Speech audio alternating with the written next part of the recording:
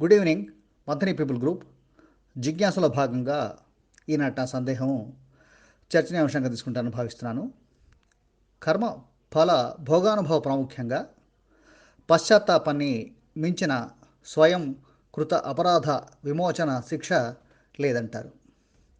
క్షమించమని అడిగే నామోషి కూడా ఉండదప్పుడు. అందుకే అక్షరమైన పూర్వతాపాన్ని అనుభవించే ఆత్మజ్ఞాన యోగం అంటే యదృశ్యం తద్నశ్యం, అంటే మనకు కనిపించిందంతా అంతరించిపోయేదే అనే క్షమారాహిత్య స్థితి మార్గాన్వేషణ గురించి వివరిస్తారని విజ్ఞులకు విన్నాము. అలాగే గౌరవ సభ్యులు తమ అమూల్య అభిప్రాయాలు తెలియజేస్తారని భావిస్తున్నాను. ధన్యవాదాలు.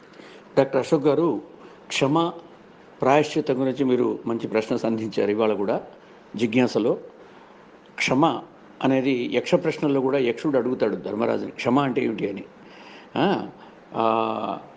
క్షమాచక పరాప్రోక్త అని అడుగుతాడు, క్షమ అంటే ఏమిటి అని. అంటే అప్పుడు యుధిష్ఠిరుడు జవాబిస్తాడు, క్షమా ద్వంద్వ సహిష్ణుత్వం అంటాడు. క్షమ అంటే రెంటిని ఓర్చుకోవడం, రెండు అంటే పరస్పర విరుద్ధమైన వస్తువుల రెండింటిని ఏక సమానంగా అంగీకరించడం. అంటే లాభ నష్టాలను, సుఖ దుఃఖాలను, శీత ఉష్ణాలను, కష్ట సుఖాలను ఇవన్నిటిని కూడా ఒకే పద్ధతిలో అనుభవించడం. అంటే కష్టంలో ఎలాగైతే కుంగిపోకుండా ఉంటామో అలాగే సుఖంలో కూడా పొంగిపోకుండా ఉండడం. అలాగే శీతాన్ని సహించేవాడు ఉష్ణాన్ని కూడా అలాగే సహించడం.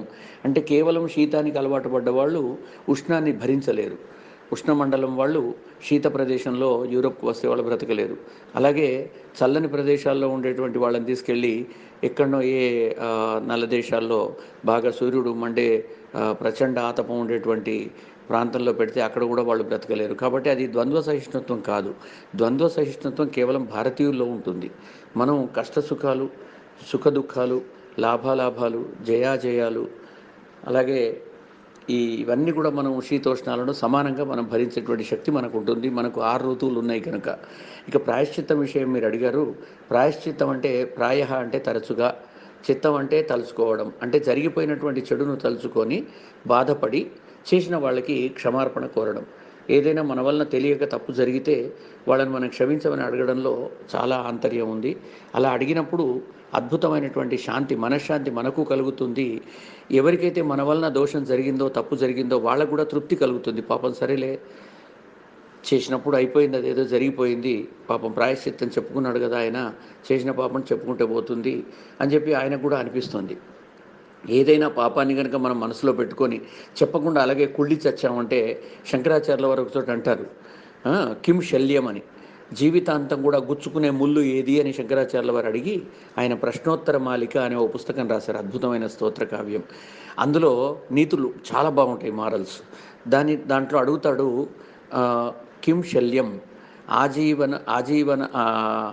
ఆజీవనం, చచ్చేంత వరకు కూడా ముళ్ళు కుచ్చుకునే ముళ్ళు ఏది అంటే రహస్య ప్రకాశేచ కృతం యత్ పాపం అంటాడు. రహస్యంగా కానీ ప్రచ్ఛన్నంగా కానీ మనం చేసేటువంటి దుష్కృత్యాలు మనకు తప్ప ఎవరికి తెలియదులే అని చెప్పి మనం ఏదో పాపం చేస్తాం చూడండి, అది జీవితాంతం మనను గుచ్చుకుంటూ ఉంటుంది, చచ్చేంత వరకు బాధ పెడుతూ ఉంటుంది. ఎవరికి తెలియకుండా నువ్వు ఈ తప్పు చేసావు అంటూ అది శల్యంలాగా గుచ్చుకుంటూ ఉంది. అదే కనుక చెప్పుకొని ప్రాయశ్చిత్తం మనం కోరామంటే, దానికి క్షమ కోరామంటే దానికి ప్రాయశ్చిత్తం అక్కడికి సరిపోతూ ఉంటుంది. ఈ ప్రాయశ్చిత్తాలు ప్రతిదానికి ఉన్నాయి. చెడు కూత నోట్లోంచి వస్తే, తప్పుడు మాటలు వస్తే దర్భతో జ్వలతా దర్భేన అంటే మంట ఉన్నటువంటి దర్భతో నాలుకను చురుకు పెట్టేవాళ్ళు, కాల్చేవాళ్ళు గురువులు వెనకటికి. మళ్ళీ ఇంకొకసారి వాడు అలాంటి చెడ్డ కూత నోట్లోంచి రాకుండా ఉండడం కోసం అది ప్రాయశ్చిత్తం. అంటే చెడ్డ మాట మాట్లాడితే గురుం హుంకృత్య తుంకృత్య, గురువు గారిని నువ్వు అంటూ మాట్లాడడం సంబోధిస్తే శ్మశానంలో ఆవగింజ చెట్టయి పుడతారట, ఎందుకు పనికి రాకుండా. ఇలాగ ప్రతిదానికి కూడా ఒక ప్రాయశ్చిత్తం అంటూ చెప్పారు. దాన్ని తలుచుకోవాలి. ముంజుడు అనేటువంటి వాడు తన అన్నగారు తనకిచ్చినటువంటి రాజ్యాన్ని అన్నకుమారుడైన భోజునికి ఇవ్వకుండా కొట్టేద్దామని చెప్పి ప్లాన్ చేసి భోజుడిని చంపిద్దాం అనుకుంటాడు. కానీ భోజుడు రాసినటువంటి ఒక శ్లోకాన్ని చదివి మానసిక పరివర్తన చెంది తన తప్పును తెలుసుకొని పండితులను పిలిచి అడుగుతాడు, పుత్రవధకి ప్రాయశ్చిత్తం ఏమిటి అని. అంటే చితి పేర్చుకొని తనకు తానే కాల్చుకొని చావడం అని. అప్పుడు చితి పేర్చుకుంటూ ఉంటే భోజుడిని దొంగతనంగా కాపాడిన వత్సరాజు తీసుకొచ్చి భోజరాజును చూపించి, మీ అన్నగారి అబ్బాయిని మీరు చంపమన్నారు కానీ మేము చంపలేదండి ఆ పిల్లవాడిని, ఇదో బ్రతికే ఉన్నాడని చెప్పి చూపించడం. తర్వాత భోజుడు పంచవర్షాణి సప్తమాస దినత్రయం, 55 సంవత్సరాల 7 నెలల 3 రోజులు రాజ్యాన్ని చేస్తాడు అని జ్యోతిష్యుడు చెప్పినట్లుగా ఆయన రాజ్యపాలన చేయడం.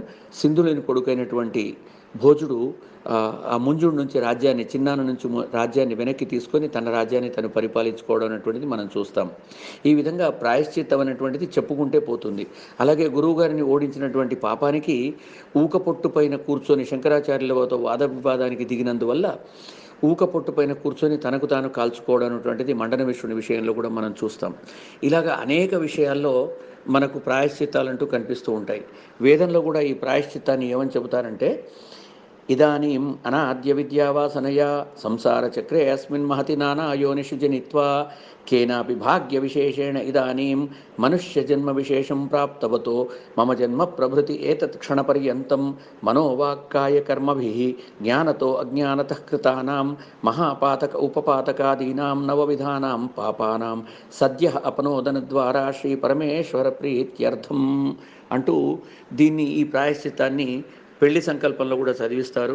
ప్రాయశ్చిత్తాల్లో కూడా వస్తుంది. ప్రాయశ్చిత్తాలు మళ్ళీ పురుషులకు వేరే పురుష ప్రాయశ్చిత్తం, స్త్రీలకు స్త్రీ ప్రాయశ్చిత్తం ఉంటుంది. అయితే ఈ చదివించేటువంటి మంత్రానికి అర్థం ఏంటంటే, ఇప్పుడు అనాద్య విద్యావాసనయ, ఎన్నడో చేసినటువంటి చిన్న జ్ఞానవాసన వలన ఈ సంసార చక్రంలో నానా యోనిషు జనిత్వ, అనేక జన్మలు ఎత్తినటువంటి నేను కేనాపి భాగ్య విశేషేణ ఇదానీ మనుష్య జన్మ విశేషం ప్రాప్తవతః, ఎక్కడో చేసిన చిన్న భాగ్య విశేషం వలన, అదృష్టం వలన ఇప్పుడు మనుష్య జన్మ విశేషాన్ని పొందాను.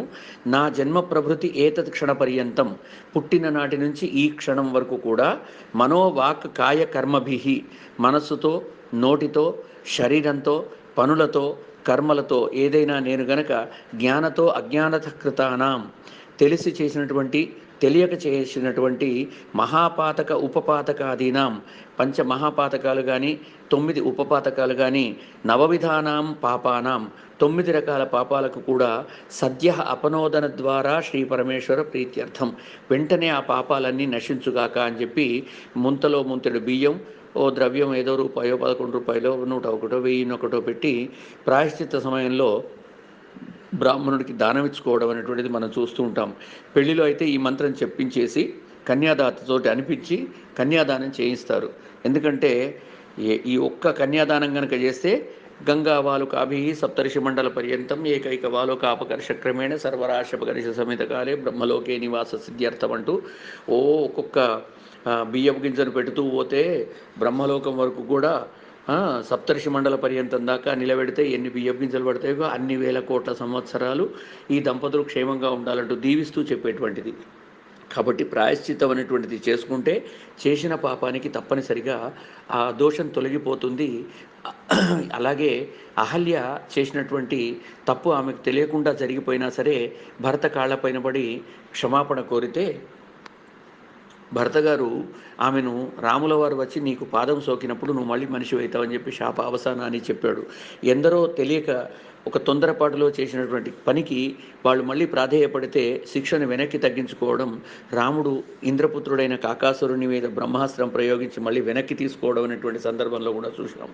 అంటే ఎందుకు చెప్తున్నానంటే, ప్రాయశ్చిత్తం అనేటువంటిది చెప్పుకుంటే పోతుంది. తప్పులు అందరూ చేస్తారు. ఎందుకంటే భారత సావిత్రిలో మన మంత్రిని లక్ష్మణ శాస్త్రిలో వారు రాసినటువంటి భారత సావిత్రిలో ఒక చోట వస్తుంది, కస్య దోష కులే నాస్తి వ్యాధినా కోన పీడిత వ్యసనం కస్యన ప్రాప్తం కస్య సౌఖ్యం నిరంతరం. అంటే ఎవడి కులంలో దోషాలు లేవు, వ్యాధినా కో నపీడిత, రోగాలతో ఎవడు పీడింపబడి లేడు. అంటే ప్రతివానికి జీవితంలో రోగాలు ఏదో ఒకటి వస్తూనే ఉంటాయి. ప్రతివాని కులంలో ఏదో ఒక దోషం జరిగి ఉంటుంది.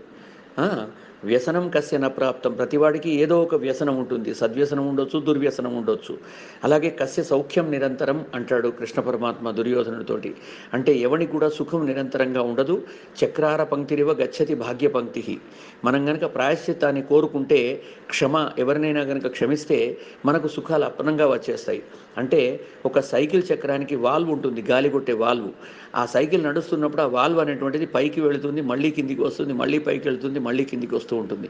అలాగా మనిషికి జీవితంలో కష్టాలు సుఖాలు అనేటువంటివి అలాగ చక్రార పంక్తిరివ గచ్చతి భాగ్య పంక్తి. అదృష్టం అనేటువంటిది ఎప్పుడూ ఒకళ్ళ దగ్గర ఉండదు, సుఖం అనేది ఎప్పుడూ ఒకళ్ళకు ఉండదు.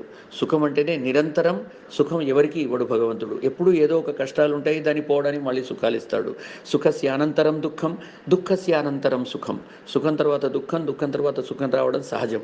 ఇవన్నీ కూడా మానవ మాతృలం గనక, చేసే తప్పులకు గనక వెంటనే మనం క్షమార్పణ కోరితే దానికి అదే ప్రాయశ్చిత్తం గనక, ఎప్పుడైనా మన నుండి జ్ఞానతో అజ్ఞానతశ్చ, తెలిసి కానీ తెలియక కానీ తప్పులు జరిగితే అలాగా కాళ్ళపైన పడో లేదంటే ప్రార్థించో వాళ్ళను క్షమార్పణ కోరడం.